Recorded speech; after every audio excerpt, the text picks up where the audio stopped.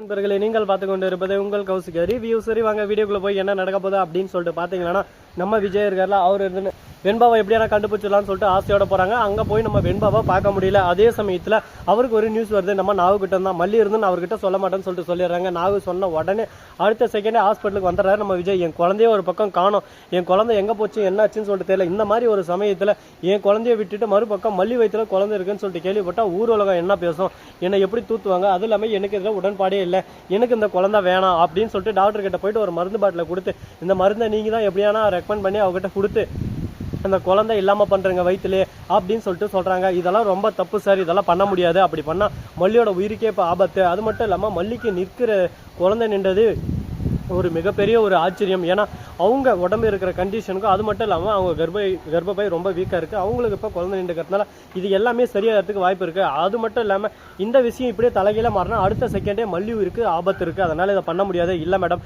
இதை கம்பல்சரி நீங்கள் பண்ணி ஆகணும், உங்களுக்கு எவ்வளோ பணம் வேணாலும் நான் தரேன் அப்படின்னு சொல்லிட்டு பேசிட்டு இருக்காங்க. இதெல்லாம் ஒரு பக்கம் நாகு பின்புறமாக இருந்து அப்படியே மறைஞ்சிருந்துன்னு இப்படி பார்க்குறாங்க. அட்டே நீ எல்லாம் யாரா இப்படியெல்லாம் பண்ணிட்டு இருக்க, மனசுனாடா நீ எல்லாம், எப்போ சாமியவன் என்னங்க ஜென்மம், மனசு ஜென்மமாகவா சே, இந்த மாதிரி கேவலமாக பண்ணுறேன், உனக்கெல்லாம் அசிங்கமாக இல்லை, உன்னாலாம் அந்த மாதிரி நினச்சிருந்தா நேரம் நீ உங்கள் அம்மாவத்துலேருந்து பிறந்து இந்த இடத்துல வந்து இருந்திருப்பேடா. அதெல்லாம் ஆணவம் பிடிச்சினே, அவங்காரம் பிடிச்சவனே, திட்டு நான் திட்டு அந்த அளவுக்கு ஒரு பக்கம் திட்டு, தரமான திட்டு. அப்படியே சும்மா ஒரு பக்கம் பட்டையை கிளப்புறாங்க, பட்டையை கிளப்பு குட்டையை குழப்பு அப்படின்ற மாதிரி ஒரு பக்கம் தரமாக செஞ்சுட்டு இருக்காங்க. இதை பார்க்கும்போது நமக்கு ஒரு பக்கம் சந்தோஷமா இருக்கு. எப்படியோ ஒன்று நாம் ஆசைப்பட்டது நடந்துருச்சு. ஆனந்தம் ஆனந்தம் பாடும் மனமாசை ஊஞ்சலி நாடும், அந்த மாதிரி சந்தோஷமா தான் இருக்கு. அதே சமயத்தில் மறுபக்கம் என்ன நடக்குது அப்படின்னு சொல்லிட்டு பார்த்தீங்கன்னா, நம்ம விஜய் இருக்கார்ல, அவர் இருந்து ஒரு பக்கம் இனிமேல் சிந்திச்சு நிதானமாக எடுத்து வச்சு எந்த ஒரு விஷயத்தையும் நம்ம செய்யணும், எந்த ஒரு விஷயத்தையும் அவசரப்பட்டு நம்ம செஞ்சு அது எல்லாமே தலையில மாறுது அப்படின்னு சொல்லிட்டு யோசிச்சு ஒரு விஷயத்த பண்றாரு.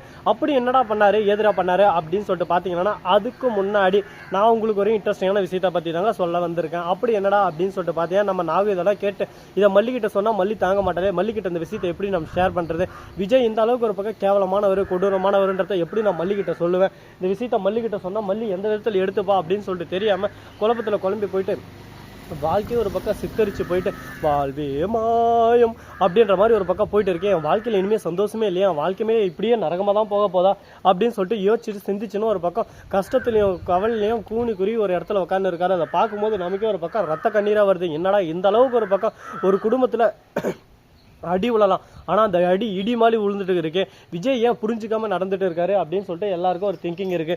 இப்போ அடுத்து என்ன பண்ண போறாங்க, ஏது பண்ண போறாங்கன்னு சொல்லிட்டு தெரியாம ஒரு பக்கம் குழப்பத்தோடையும் பயத்தோடையும் பதட்டத்தோடையும் தானுங்க போயின்னு இருக்கு. சரி, இந்த மாதிரி எல்லாம் ஒரு பக்கம் போயிட்டு இருந்தாலும் அதே சமயத்தில் நம்ம விஜய் இருக்காருல, அவரு இருந்து என்ன சொல்றாரு அப்படின்னு சொல்லிட்டு பார்த்தீங்கன்னா, நான் முழுசா என்னையே என் காதலுக்காக அர்ப்பணித்தேன், ஆனால் அது எதுவுமே அவள் புரிஞ்சிக்கல, அதுக்கு நான் ஒன்றும் பண்ண முடியாது, இதுக்கப்புறம் இதை நம்ம தொடர்ந்து கண்டினியூவாக எதுவும் செய்ய முடியாது, இது எல்லாமே பார்த்துக்கலாம், நல்லபடியாக நடக்கும், கடவுள் விட்ட வழி நாம் விட்ட வழி அப்படின்ற மாதிரி ஒரு பக்கம் யோசனை இருக்காங்க.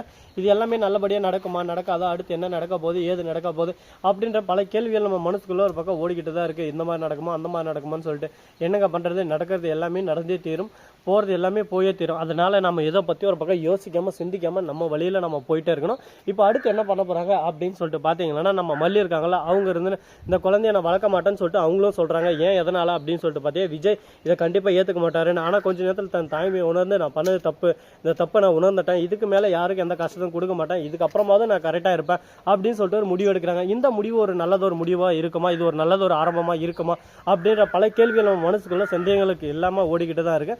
அந்த சந்தேகங்களுக்கெல்லாம் விடை கிடைக்குமா கிடைக்காதா, என்ன நடக்க போகுது ஏது நடக்க போகுதுன்னு சொல்லிட்டு பொறுத்து இருந்து பார்க்கலாம். சரி, இந்த மாதிரி அந்த மாதிரி எல்லாம் ஒரு பக்கம் பிரச்சனை போயின்னு இருக்க. இதே சமயத்தில் மறுபக்கம் என்ன நடக்குது அப்படின்னு சொல்லிட்டு பார்த்தீங்கன்னா, நம்ம வெண்பா குட்டி இருக்காங்களா, அவங்க இருந்து அந்த இதுலேருந்து எப்படியாவது தப்பிச்சு வந்துடணும், இதுக்கு மேலே அந்த பிரச்சனை நம்ம சிக்கக்கூடாது, தப்பிச்சு வந்துட்டோம்னா நம்ம வாழ்க்கை ஒரு பக்கம் சந்தோஷமாயிடும் அப்படின்னு சொல்லிட்டு நினச்சிட்டு இருக்காங்க. ஆனால் அது நடக்குமா, வாய்ப்பு இருக்கா, இதுக்கப்புறம் தப்பிக்க முடியுமா அப்படின்ற பல கேள்விகள் நம்ம மனசுக்குள்ளே ஓடிக்கிட்டு தான் இருக்குது. சரி, இந்த மாதிரியெல்லாம் ஒரு பக்கம் கேள்விகள் போயிட்டு இருந்தாலும் நிறைய பேர் இருப்பாங்க சுயநலத்துக்கு பாடுபடுறாங்க, அவனெல்லாம் பார்த்தாவே ஆக மாட்டேங்குது ஒரு பக்கம், அது உடஞ்சிருண்டாடேவும். சரி, இப்படி தாங்க ஒரு பக்கம் போயின்னு இருக்கு. கரெக்டாக இந்த மாதிரி ஜென்மங்களை பார்த்தா தான் ஒரு பக்கம் இரிட்டேட் ஆகுது. அவனுக்கு பண்ணுறது தான் கரெக்டாக, அவனுக்கு பேசுறது தான் ரைட்டுன்னு வானுங்க. அவனுங்களை பற்றி நம்ம பேசவே கூடாதுங்க. அவனுக்கு எந்த கதைனா போயின்னு போகிறாங்க, ஆனால் அவனுங்கள பழி வாங்கணும். அதுக்கான நேரம் கரெக்டாக இப்போ வந்துக்கிறாட்டம் இருக்குது. அந்த நேரத்தை பயன்படுத்தி ஏதான ஒரு தாள் நின்று பள்ளிக்கு பள்ளி வாங்கியே தீரணும். அது நான் முற்றிலும் ஒரு குறிக்கோளோட தான் வச்சுன்னு இருக்கேன். பார்ப்போம் என்ன நடக்க போகுதுன்னு சொல்லிட்டு. அதே சமயத்தில் நம்ம கதிரேசன் இருக்கார்ல, அவர் வந்து இது நம்ம விஜய்க்கு ஃபோன் பண்ணிகிட்டே இருக்காரு, என்ன நடக்க போகுது ஏது நடக்க போகுதுன்னு சொல்லிட்டு தெரியாமல் குழப்பத்திலே இருக்காங்க. ஃபோன் பண்ணி இந்த மாதிரி இதுதான் விஷயம் அப்படின்னு சொல்லிட்டு சொல்லிட்டே இருக்காங்க. இந்த மாதிரி கேட்டதும் உடனே பார்க்கணுமே நம்ம விஜய் என்னன்னு, வெண்பா இன்னும் கிடைக்கல, வெண்பா ஆனால் கிடைச்சிருவா, வெண்பா கிடைக்காது இருக்கட்டும், உன் பொண்ணு அதாவது மல்லி கர்ப்பமாக இருக்காலுமே, அடுத்து என்ன குழந்தைக்கு ரெடி பண்ணிட்டியா, நீ இப்போ சந்தோஷமாக இருக்க, ஆனால் எனக்குன்னு ஒரு சந்தோஷம் ஒரு நிம்மதி எதுவுமே இல்லையே, என் வாழ்க்கை ஒரு பக்கம் தத்தளிச்சுன்னு இருக்கு, இந்த மாதிரி ஒரு சூழ்நிலை என்னை தள்ளி விட்டு நீ எப்படா சந்தோஷமாக இருக்க அப்படின்னு சொல்லிட்டு கேட்டுன்னு இருக்காங்க. சரி, இந்த மாதிரியெல்லாம் ஒரு பக்கம் போயிட்டு இருந்தாலும் அதே சமயத்தில் மறுபக்கம் என்ன நடக்குது அப்படின்னு சொல்லிட்டு பார்த்தீங்கன்னா, நம்ம மல்லி இருக்காங்களா, அவங்க வந்து எந்த அளவுக்கு முடியுமோ அந்த அளவுக்கு ஒரு பக்கம் சூதானமாக தான் எல்லாமே செஞ்சுட்டு இருக்காங்க. இப்படி செய்யலாமா, அப்படி செய்யலாமா, அப்படி பண்ணலாமா, இப்படி பண்ணலாமான்னு சொல்லிட்டு. ஆனால் நடப்பது எல்லாமே நன்மைக்கு அப்படின்னு சொல்லிட்டு சொல்லுவாங்களா, அது எதுக்குன்னு சொல்லிட்டு பார்த்தீங்கன்னா அது இதுக்கு தான் போல். நன்மை, கண்டிப்பாக நன்மை நடக்கும். அந்த நன்மைக்காக நம்ம காத்திருக்கணும். காத்திருந்து ஒரு பக்கம் அடி மேலே அடி அடிச்சோம்னா இடியும் இடிக்குன்னு சொல்லிட்டு சொல்லுவாங்களா, அந்த மாதிரி எல்லாமே உடையும். அப்போ வந்து நம்ம ஜெயிச்சு காட்டலாம் அப்படின்ற ஒரு நம்பிக்கையில் இருக்காங்க. ஆனால் நம்பிக்கை கை கொடுக்குமா கை கொடுக்காதா, என்ன நடக்க போகுது ஏது நடக்க போகுதுன்னு சொல்லிட்டு பொறுத்து வந்து பார்த்தா தான் தெரிய போகுது. அது மட்டும் இல்லாமல் உங்களுக்கு இன்னொரு இன்ட்ரெஸ்டிங்கான விஷயத்தை பற்றி தாங்க சொல்ல போகிறோம். அப்படி என்னடா இன்ட்ரெஸ்டிங்கான விஷயத்த சொல்ல போகிறோம் அப்படின்னு சொல்லிட்டு பார்த்தீங்கன்னா, அதுக்கு முன்னாடி இந்த வீடியோ உங்களுக்கு பிடிச்சிருந்தா லைக் பண்ணுங்கள், கமெண்ட் பண்ணுங்கள், ஷேர் பண்ணுங்கள், டிண்டிங் மேலே தட்டி விட்டு போங்க. அப்போ தான் நான் போகிற அடுத்தடுத்த வீடியோ உங்களுக்கு உடனுக்குடன் நோட்டிஃபிகேஷனில் வந்து கொண்டே இருக்கும். மிக்க நன்றி, தேங்க்ஸ் ஃபார் வாட்சிங், டாடா, see you, நன்றி, வணக்கம், வந்தனம், வருக தருக.